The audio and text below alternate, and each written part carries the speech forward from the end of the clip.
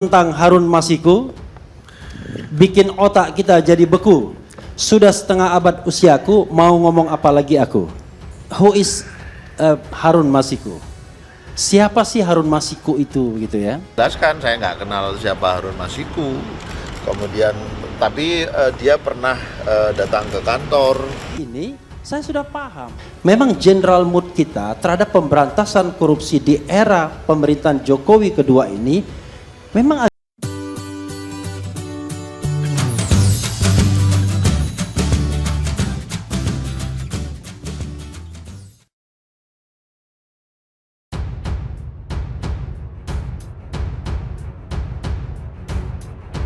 Refli Harun bongkar kronologi kasus Harun Masiku hingga singgung peran bos PDIP Megawati dan Hasto.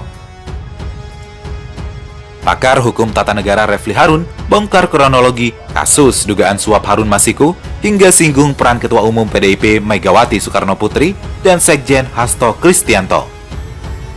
Pakar hukum tata negara Refli Harun kembali mencuri perhatian setelah dicopot dari jajaran BUMN.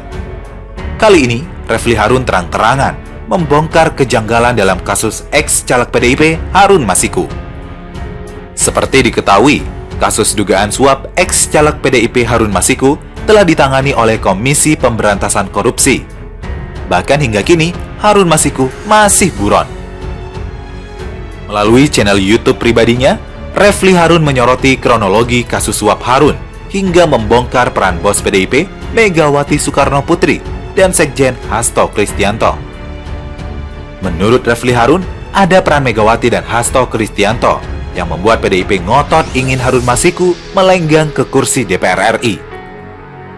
Hingga akhirnya, Harun Masiku diduga melakukan penyuapan terhadap mantan komisioner KPU Wahyu Setiawan atas kasus suap pergantian antar waktu.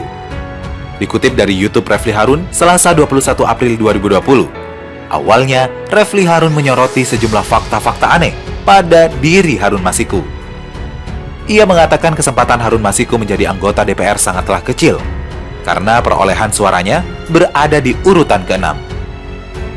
Kenapa tiba-tiba Harun Masiku ngotot ingin menjadi anggota DPR, padahal perolehan suaranya hanya nomor 6, kata Refli Harun.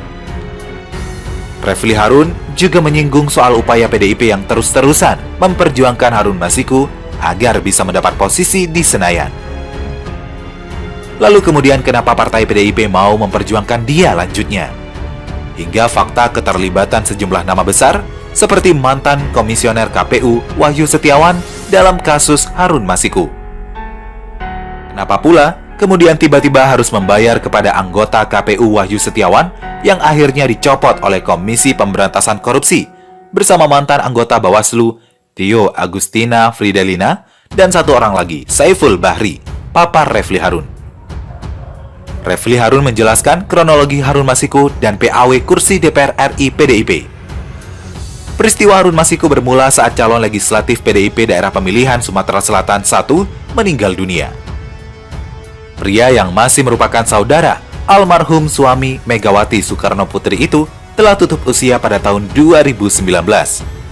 Tak disangka, nama Nazarudin Kemas justru memperoleh suara terbanyak saat pemilihan legislatif 2019. Refli lalu menjelaskan berdasarkan aturan KPU, suara kepada orang yang meninggal tetap sah, namun menjadi suara partai politiknya. Apabila mengikuti aturan KPU, suara terbanyak tersebut akan jatuh kepada caleg dengan suara terbanyak nomor 2. Dalam kasus ini, seharusnya jatuh kepada Rizky Aprilia. Tentu saja akan jatuh pada suara terbanyak nomor 2, kata Refli Harun.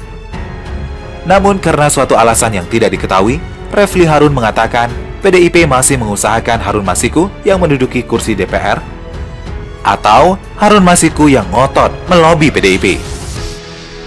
Rupanya, DPP PDIP mungkin menginginkan Harun Masiku atau entah Harun Masiku yang melobi DPP PDIP, ucap Refli Harun. Namun secara aturan yang berlaku, sangat sulit bagi Harun Masiku mendapatkan suara dari Nazarudin Kemas, karena dirinya berada di urutan ke-6, sedangkan suara terbanyak akan diprioritaskan untuk dialokasikan kepada caleg dengan suara terbanyak di bawahnya, yakni urutan kedua, ketiga, dan seterusnya. Kemudian, Refli Harun bercerita akhirnya PDIP mulai mengajukan judicial review kepada Mahkamah Agung agar suara Nazarudin Kemas tetap menjadi miliknya.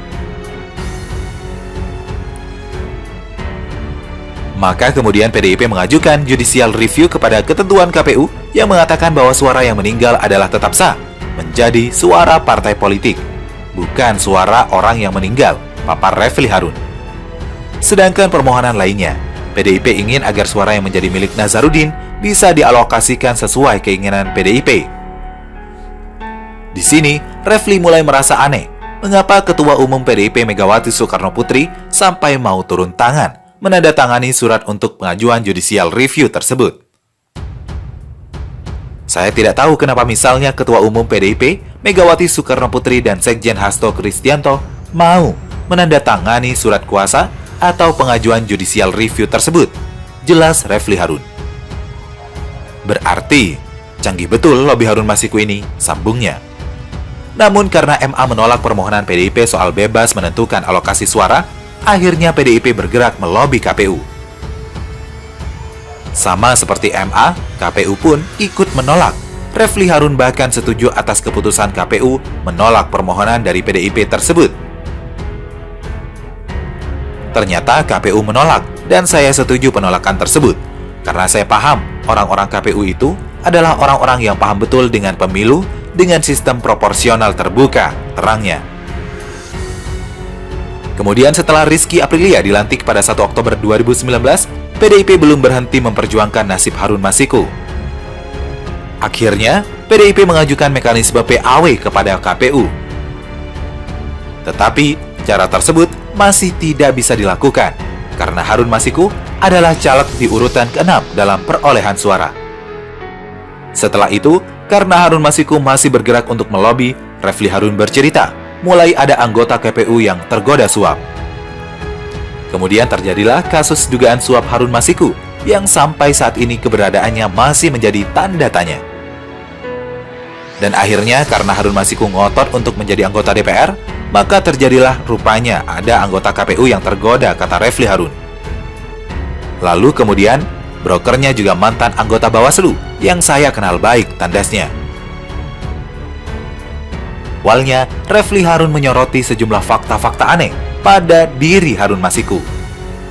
Ia mengatakan kesempatan Harun Masiku menjadi anggota DPR sangatlah kecil, karena perolehan suaranya berada di urutan ke-6.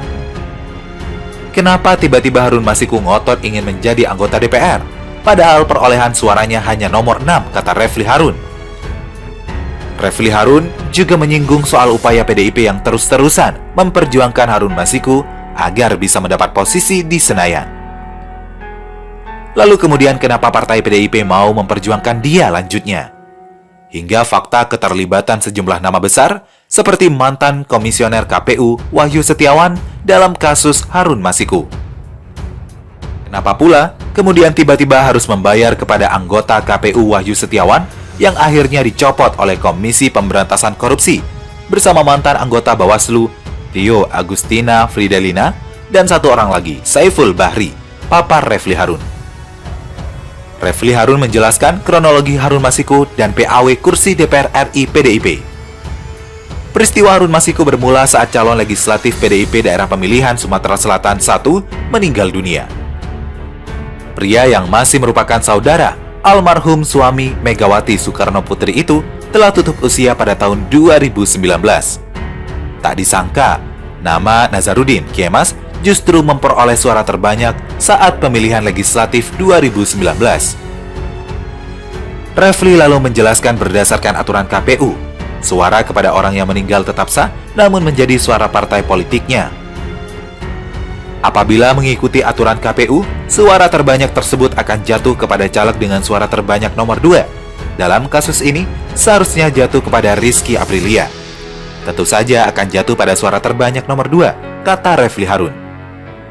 Namun karena suatu alasan yang tidak diketahui, Refli Harun mengatakan PDIP masih mengusahakan Harun Masiku yang menduduki kursi DPR, atau Harun Masiku yang ngotot melobi PDIP. Rupanya, DPP PDIP mungkin menginginkan Harun Masiku, atau entah Harun Masiku yang melobi DPP PDIP, ucap Refli Harun. Namun secara aturan yang berlaku, sangat sulit bagi Harun Masiku mendapatkan suara dari Nazarudin Kemas, karena dirinya berada di urutan ke-6, sedangkan suara terbanyak akan diprioritaskan untuk dialokasikan kepada caleg dengan suara terbanyak di bawahnya, yakni urutan kedua, ketiga, dan seterusnya. Kemudian, Refli Harun bercerita akhirnya PDIP mulai mengajukan judicial review kepada Mahkamah